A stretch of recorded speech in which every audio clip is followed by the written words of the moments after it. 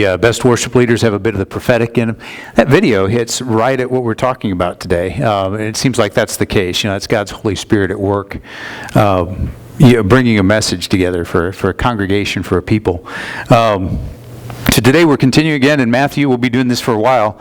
But we just stepped out of, Jesus was teaching about hypocrisy. And last week we talked about, the people that would stand on the street corners and, give the ostentatious prayers, or the ones who would basically just let themselves look run down whenever they were fasting, or they would make a big deal about when they gave alms, when they gave offerings to the poor, and how so often it was about, social status and what it did for them and their reputation. And Jesus said, I'm not impressed at all by that, And he put a different standard out there, the one where you go and your faith really comes from what you do in private. And the idea was then to let that form what you do publicly, not to do the things publicly, and that's what righteousness is. But pursue your righteousness in private, and then that will form who you are when you step out into this world. It's not that you shouldn't pray in public. It's not that you shouldn't give alms. It's not that you shouldn't participate in fasting. But the motivation is really the key thing. And so it's that kind of higher standard he puts out there, and you meet it at some point. It pushes you to a new place in your faith, and then maybe you come back to it later. It's that ongoing dialogue that really is faith and discipleship. So this week we're stepping forward. We're starting in Matthew 6:19, and this is more of Christ really challenging us, and I think more of where he talks about how you're going to express your Christianness, so to speak. I won't say Christianity, because what he was confronting was sort of what religion looked like in that day. And sometimes I think when people talk about Christianity, they think about a very specific way religion looks, maybe what they were raised with, or whatever denomination. But being Christian, you have a Christianness, something about who you are that's expressed in the world. So here Jesus starts to challenge us once again. He says, do not store up for yourselves treasures on earth where moth and vermin destroy, or where thieves break in and steal. So he turns this dialogue from talking about religious posturing to a very practical example of, that has a lot to do with the consequences of what you value. The previous example was them valuing their status in the community. And now Jesus is talking about, well, what if you value all this stuff of this world? And we can think of that a number of ways. Personally, we can think about, well, what do we value most? Is it your car? Is it your house? Is it your money? Is it your bottom line in your bank account? Or is it something like, with the Pharisees that he was confronting, your social status, your reputation? We can ask that question about a church too. Do you value your building over the people? Or your bank account? Numbers and noise. I think sometimes people mistake that for success as a church.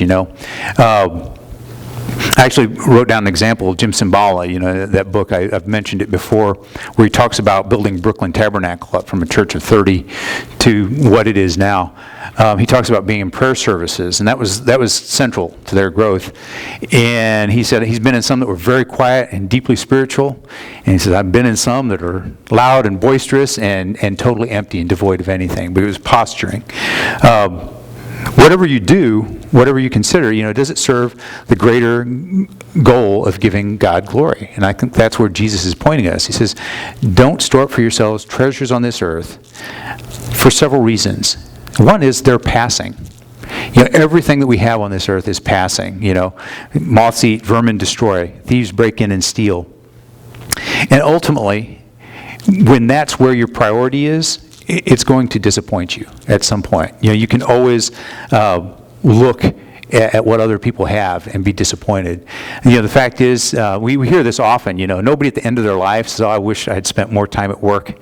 I wish I'd spent more time waxing my truck and getting the chrome really shiny.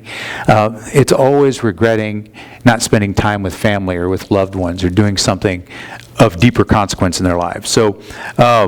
And you think about it too, the biggest fortunes can be destroyed in a generation. There's a mindset out there that's your legacy. But, Bill Gates or whomever you can think of,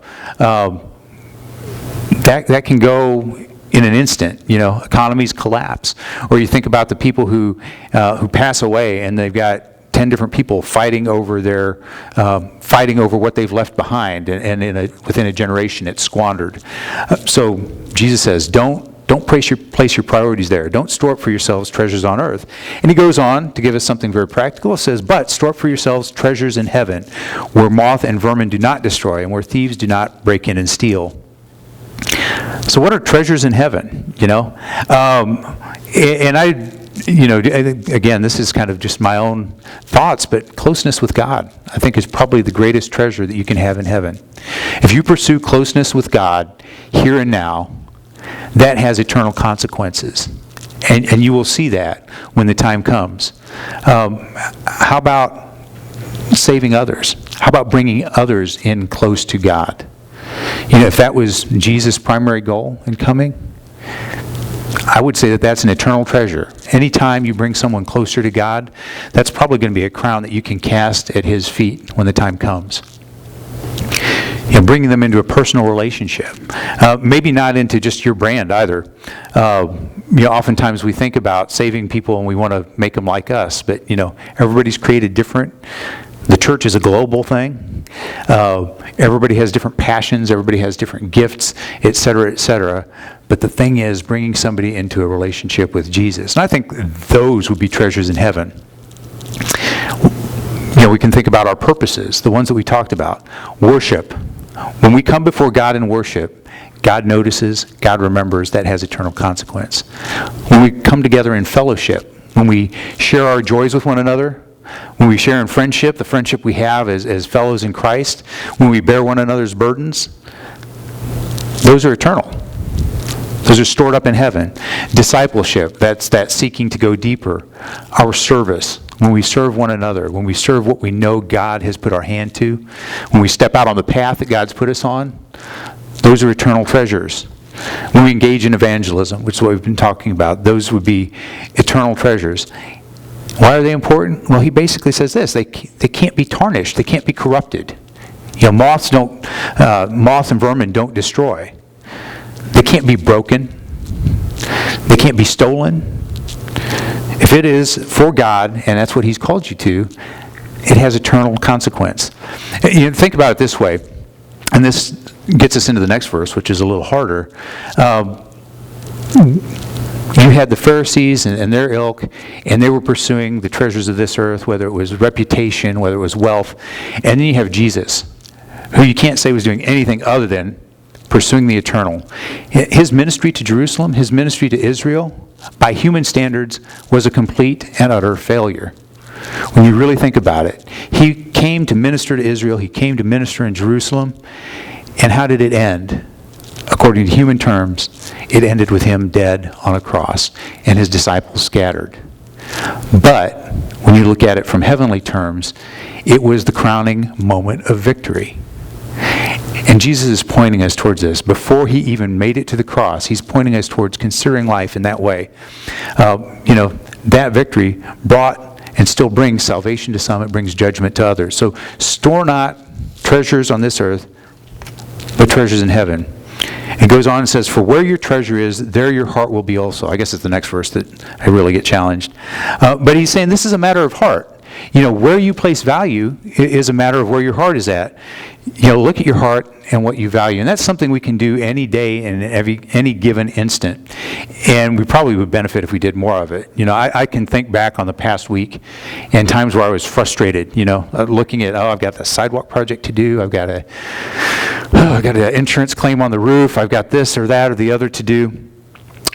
And you forget that I also have a God in heaven. I also have a Savior who's willing to fellowship with me at any time. So you can look into your heart. So where your treasure is, there your heart will be also. Do you place more value on that relationship than you do on these things that are passing? Individually, a lot of times we do this too, and we tend to focus a little too much on ourselves. We have predispositions, we have passions, we have a place in God's creation, a place in his plan. We need to look at other people and realize that God values them as well. And that God considers them treasure for eternity as well, and that they have their own passions and their own gifts and their own plans, and try not to cast everybody in our own image. That has to do with placing value on our treasures in heaven as well. Looking at the people around us and appreciating them for who God created them to be. An example I was thinking of in this was a real challenge for me as a chaplain was I'm kind of a low church guy. I am informal. I grew up that way. I grew up with contemporary services, and as a chaplain, I became chaplain for Christians of all backgrounds. And I started to learn very quickly that there were certain ones who it was important for them to have some of the sort of the trappings. It wasn't that their faith was any less deep than mine.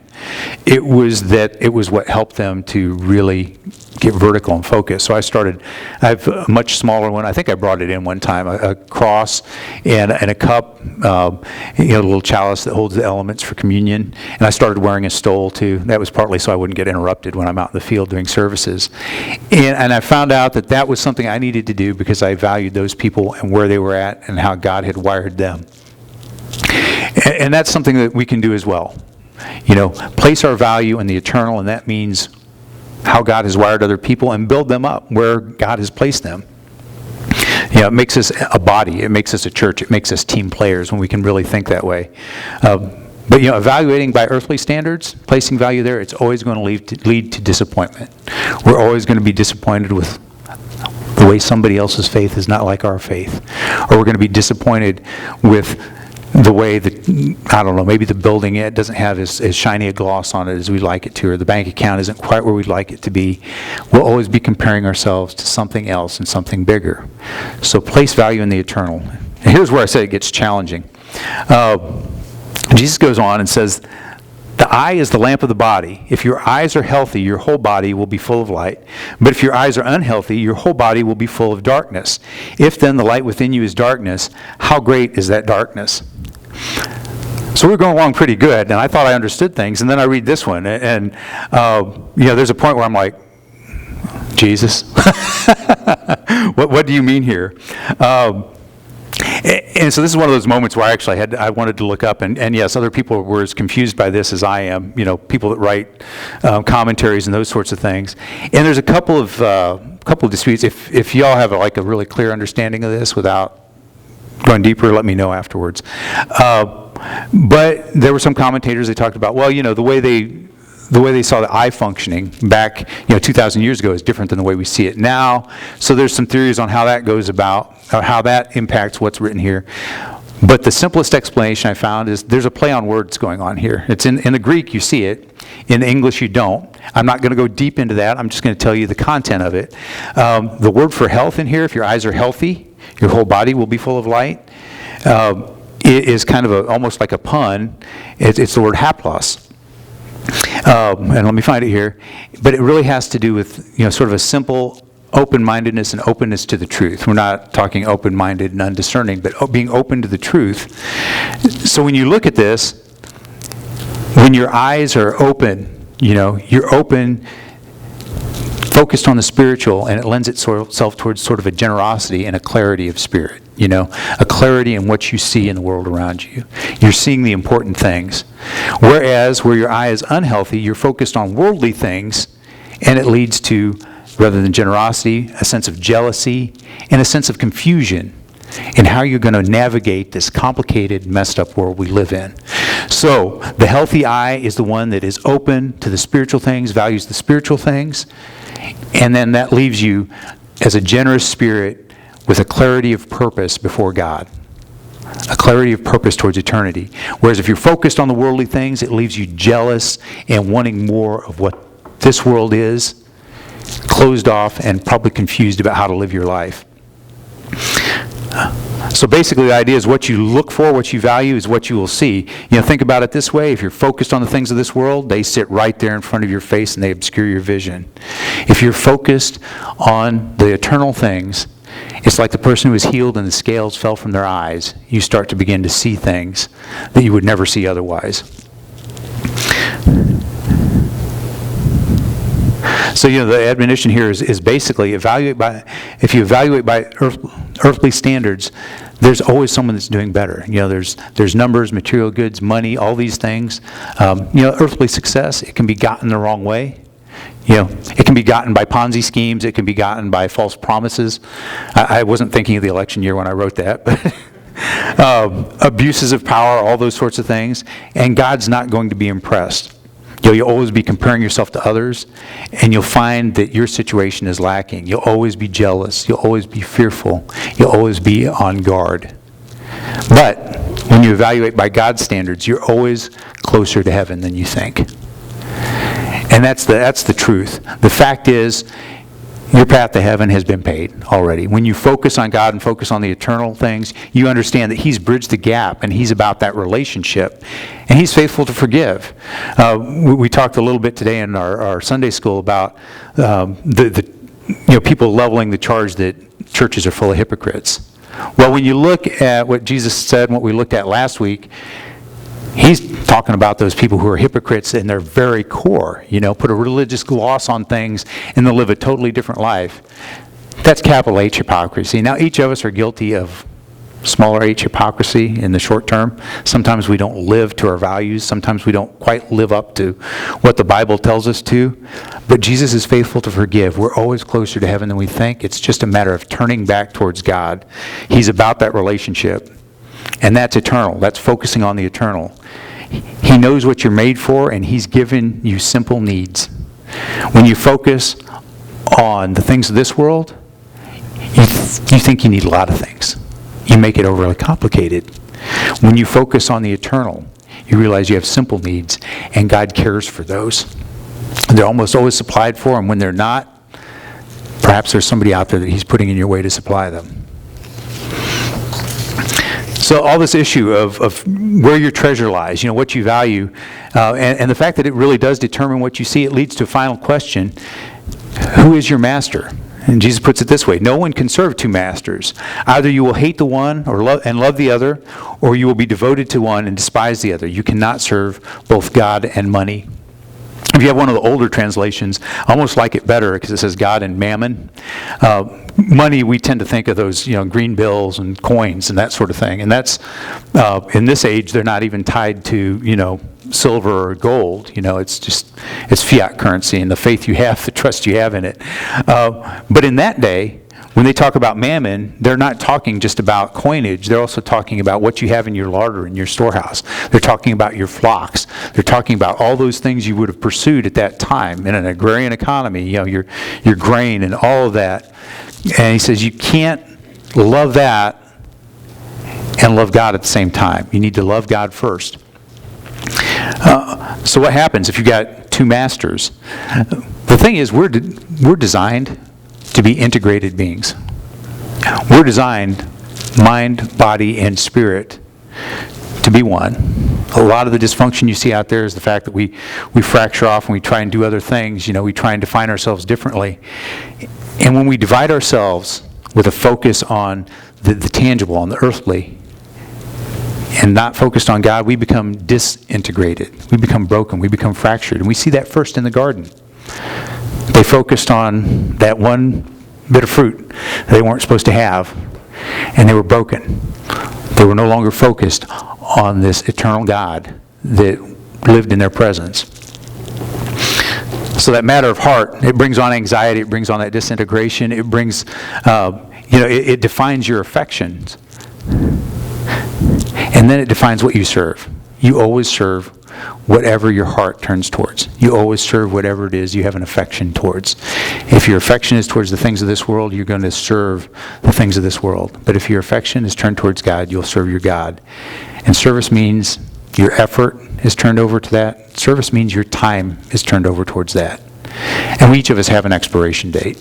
We live in a broken world, and that means that we have an expiration date. I've only got so much time. And whatever I'm focused on means that whatever I use this body, this voice for, that's it. When it's focused on the passing things, that's it. That's time lost to the eternal.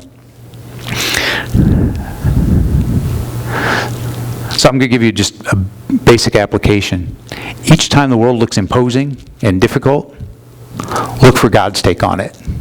When you look at all the things that distract you in this world, look for God's take to figure out how important it really is. Oftentimes, the things that are eating us up aren't as important as we think.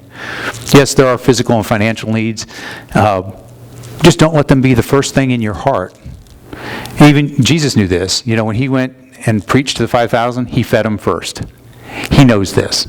He gets it. But that wasn't the first thing. The first thing in his mind was that message that was going to bring them into eternity. So put your relationship with God first. And this is probably the closest thing you're going to get from me to self-help. But when you do that, it's going to do a few things for you. One, it's going to make you feel better because you were designed for it. When you place your treasure in heaven, when you focus and put your value on God first, it will make you feel better in this world because that's what you're designed for. Another one is you're going to live better because your master will then be directing your steps. God will direct your steps when you place your value in the eternal. When you place your value in the things that are passing, they're going to guide your steps. So focus on the eternal. And it will make you more effective in storing up eternal things for God's glory. When you're focused on those things, you begin to focus outward. You begin to value different things. You begin to do the things that Jesus did in his ministry. And those will be stored up in heaven. We'll be able to cast those crowns before God when the time comes. When we're all called home, when we're singing Hosanna, Hosanna, Hallelujah, all of those things, you'll be able to cast those crowns of glory before God. So the simple thing, place the eternal first. God's created us for it. Let's pray. Heavenly Father, we thank you for this message. We thank you for the simple terms you put it in, and then the more challenging terms where we're confronted with what we focus on and where our heart lies, where our affections lie. Lord, I pray that we'll be a people who are primarily and first and foremost defined by our affection for you, and then our affection for one another, for our fellow human being, because that's what you designed us for. That's the example that you put out. That's the example of the cross. Oh God, as we come before you today, I pray that we'll allow the eternal to shape who we are, that will allow your Holy Spirit to be at work within us, that will allow you to break down the barriers in our hearts, that will allow you to remove the anxieties that we have, that will allow you to redefine who we are, that you'll renew us, that you'll make us anew, that you'll recreate us into who you designed us to be. I pray that for us as individuals, and I pray for that for us as a church. That we'll be focused on you in such a way that the world can't help but see. That the people that we come into contact with can't help but see and can't help but have a hunger. Lord God, we thank you for that calling in our lives. We thank you that it is so very simple. We thank you for your watch care over us. We thank you that we are bound together by one cross, one love, one spirit, one hope. We place ourselves before you and ask that your will be done. We pray it in Jesus' name. Amen.